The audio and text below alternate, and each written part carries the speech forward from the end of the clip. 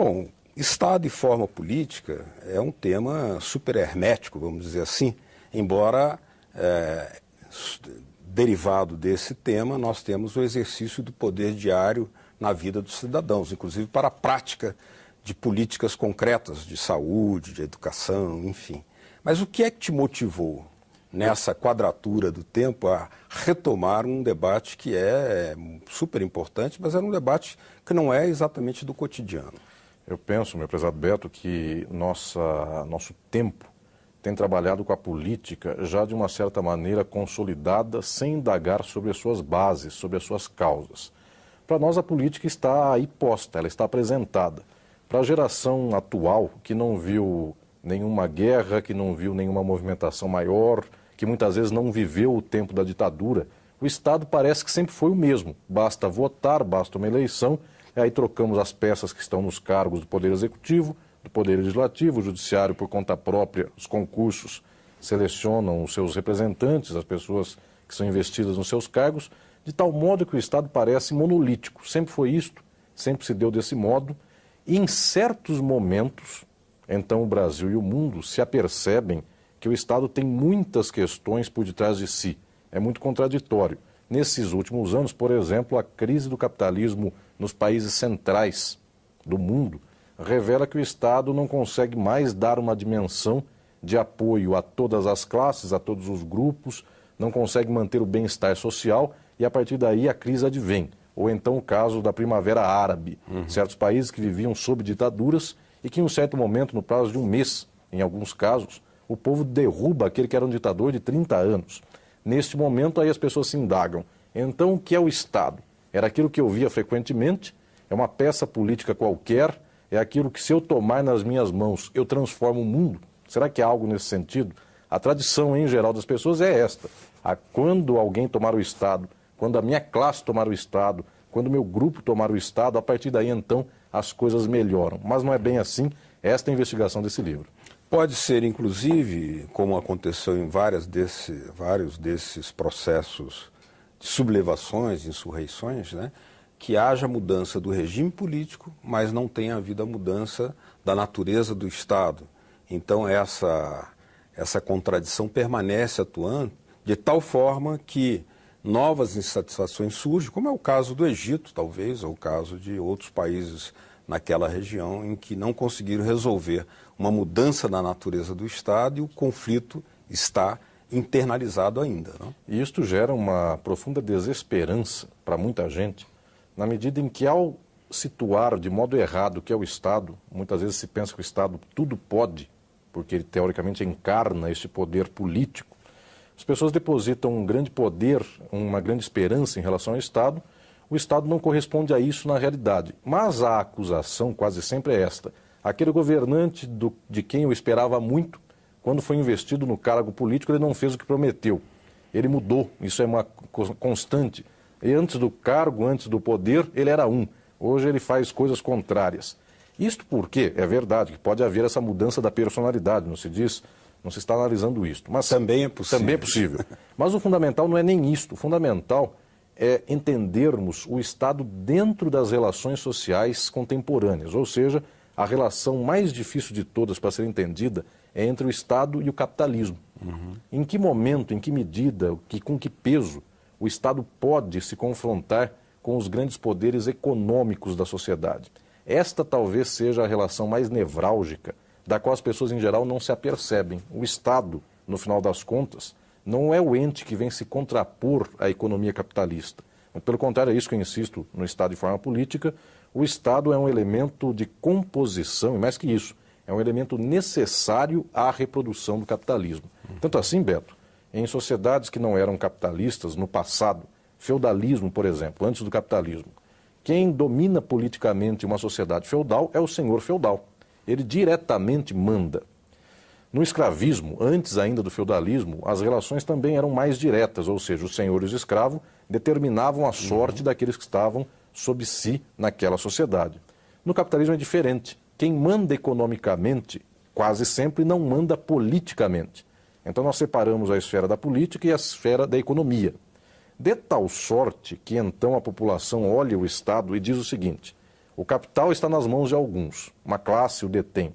No entanto, o Estado fala que é o bem de todos, do capital e também do trabalhador, daquele que está despossuído, das minorias do mundo, de tal sorte que então as pessoas depositam no Estado uma esperança muito grande, porque o Estado poderia salvar os que sofrem do mundo daqueles que seriam os seus exploradores. Mas o Estado só existe por causa desse sistema de exploração. Por mais diferente que ele seja do próprio explorador, ele tem uma relação direta com todo esse complexo e é preciso investigar essas causas. E é uma coisa interessante que nós podemos verificar em muitas situações da prática da política de Estado, né, na nossa sociedade, que, por exemplo, a política tributária do Estado brasileiro tem um perfil, tem um horizonte e tem uma direção. Né? Ela, digamos que favorece a concentração, segundo os especialistas, ou mesmo a política de comunicação, que os meios de comunicação audiovisuais são concessões do Estado e exercidos por certos concessionários, mas nem sempre estão em sintonia com aquilo que está disposto na própria Constituição brasileira. Então, nesse sentido, o papel do Estado se torna hegemônico, inclusive, sobre a Carta de Direitos dos Cidadãos. Como é que você analisa essa questão? Nós tendemos a imaginar que o direito dá força para o Estado. De tal sorte que no dia a dia, o que pode um prefeito? O que o direito diz que ele pode. Esta é a competência do prefeito. O que pode o governador? Também, ele olha todo o arsenal do ordenamento jurídico e diz por lá, minhas competências são tais e quais. Assim, a presidente da República, assim por todas as esferas do Estado. Esta é a explicação que as pessoas têm no cotidiano. O Estado pode o que a lei disse que ele pode. Na realidade mais profunda das contradições sociais, é isto e muito mais do que isso. A sociedade capitalista é uma sociedade de conflito, de contradições. O Estado não tem jamais o condão de resolver esses conflitos. Ele pode, muitas vezes, administrar o conflito, dizendo, existem parcelas muito excluídas da sociedade por conta de um certo processo, muitas vezes tributário, de arrecadação de um lado, ele devolve uns certos benefícios para esses muito explorados da sociedade. O que o Estado não consegue fazer jamais, nas formas da sociabilidade capitalista, é acabar com a própria exploração. E por que isto? Porque o Estado não tem um peso fundamental por conta própria. Quem dá esse peso ao próprio Estado são as relações econômicas da sociedade. Então, quando o Estado começa a se perfilhar do lado do povo, o grande capital diz ao Estado, assim não quero, sou eu que financio suas campanhas, sou eu que financio sua estrutura e, portanto, em certos momentos vem um conflito muitas vezes exposto. No mundo inteiro isso acontece entre a opção do Estado em favor dos pobres ou em favor do próprio capital. Um exemplo claro disso não precisa nem ser do Brasil, pode ser do capitalismo central, Estados Unidos e Europa. Com a crise do capitalismo mais recente de 2008 para cá, os Estados europeus e dos Estados Unidos se veem confrontados com a seguinte opção, o orçamento é curto e eu tenho multidões de desempregados. Alguns países, inclusive, batem para os jovens a casa de 50% de desempregados. A Espanha parece que chega a essa 75% entre os jovens. Pois é. Então, de uma certa maneira, o Estado se vê na contingência de um grupo social que está altamente penalizado. Mas não se trata de uma opção dos políticos apenas em dizer eu defendo um lado contra o outro. A máquina do Estado é muito imbricada com a máquina da própria lógica do capitalismo, de tal sorte que a arrecadação dos Estados muitas vezes vai para a salvação de bancos, dizendo o seguinte, se o banco quebrar, quebra a economia. Mas se salva o banco, também quebra a economia de um outro modo. Resultado, a ligação do Estado não se faz simplesmente com aquilo que a Constituição determina para o governante, nem com a competência normativa, se faz com essas forças. Portanto, a depender das forças vivas que atuam na sociedade, o Estado pende para um lado ou pende para o outro. Agora, o seu livro analisa a relação entre forma, política e Estado. E muitas vezes, o caso da crise financeira nos países centrais do capitalismo, por exemplo, uma retirada das regulações de Estado proporcionou uma crise sem precedentes. Mas, novamente, é o Estado chamado a salvar aqueles que tinham descumprido as regulações que seriam, digamos, em defesa da sociedade, supostamente, teoricamente. Mas aí nós temos uma impotência das formas de representação política para determinar que o Estado se comporte para o bem comum. Isso retiraria aquela ilusão que alguns setores podem ainda guardar ao dizer que o Estado é neutro e acima das contradições da sociedade, portanto, ele poderia ser o guardião dos interesses de todos e não de interesse de apenas uma das classes mais favorecidas? Eu penso, Beto, que essa é uma questão decisiva. Em geral, o senso comum, e até do jurista, o jurista aprende assim quase sempre na faculdade de Direito. O senso comum diz que o direito, que o Estado é o bem comum, é o bem de todos. Porque ele não tem dono, ele troca os seus donos conforme as eleições vão acontecendo e, teoricamente, ele tem que dar conta de uma totalidade social. Ele tem que asfaltar a rua na periferia, ele tem que dar condição de saúde, educação, abrir estrada para o capital, inclusive poder avançar, condições de infraestrutura, aeroportos, trens e tudo mais. Esta é uma ilusão do senso comum. Isto porque a forma estatal ela tem uma ligação necessária com as formas do capitalismo, de tal modo que quase sempre nós perdemos na sociedade aqueles que são os interesses dos explorados, mas nunca perdemos os interesses dos exploradores. Eu dou um exemplo disso. A Constituição do Brasil. A Constituição do Brasil, ela é de 1988, ela é uma Constituição cujo resultado é uma somatória de muitas forças contraditórias. Ela é uma Constituição que modernizou o arcabouço jurídico do Brasil, mas de modo parcialmente conservador, ou seja, deu alguns direitos sociais, mas manteve outros tantos direitos do capital, a propriedade privada praticamente intacta. E o que nós observamos? Tudo aquilo que diz respeito ao trabalhador, ao explorado, ele tem menos peso na realidade do que aquilo que seriam os direitos sacrossantos do capital. Tanto é que nem foram regulamentados muitos os direitos deles sociais. São considerados normas programáticas. O que quer dizer isto? É um programa, vale quando puder, será implantado quando puder. As do capital não valem quando puder, valem desde sempre, desde já. Resultado, já se começa a perceber que a própria instrumentalização do direito do Estado não se faz de modo neutro. Ela opera por meio de muitas forças. Uma dessas forças, conforme a própria reflexão sua agora há pouco, também são os meios de comunicação de massa. Porque eles ensinam às pessoas o que se deve pensar a respeito da própria política. E a partir daí é uma espécie de círculo fechado no qual a política faz o que o cidadão quer. E o que o cidadão quer é aquilo que muitas vezes o capital quer. Porque as pessoas não sabem o seu interesse. E muitas vezes desacreditar a política é obedecer aquilo que o grande capital possa querer. Exatamente, porque muitas vezes um passo da política contra o capital faz com que o capital, para não ter que enfrentar a política diretamente, ele controle os meios da opinião do povo. E isto, nas sociedades contemporâneas, não é só o caso do Brasil, mas em todo o mundo contemporâneo, estes aparelhos ideológicos são muito claros. As pessoas têm valores, não é porque cada uma delas sozinha resolveu ter tal valor. As pessoas têm valores sociais mais ou menos homogêneos, mais ou menos iguais, porque esses grandes aparatos fornecem esses mesmos valores. Por exemplo, as grandes televisões. As pessoas passam a usar gírias, valores, passam a opinar em favor de alguém ou contra alguém, porque os grandes meios de comunicação falam sobre isso. Resultado, o Estado está também imbricado com estes valores ideológicos. Ele não consegue, muitas vezes, sequer romper com isto. Há dois cenários práticos que eu pediria a sua reflexão para os nossos telespectadores. Estão ligados à nossa Constituição, por exemplo, nas disposições transitórias da Constituição, está lá o prazo de 10 anos para erradicar o analfabetismo no Brasil. Já vamos para 25 anos, né? E está também que a reforma agrária é uma política de Estado, tanto é que existe um ministério para tal, né? E, inclusive, está no orçamento do Estado brasileiro, né? Nenhuma coisa nem outra tem andado.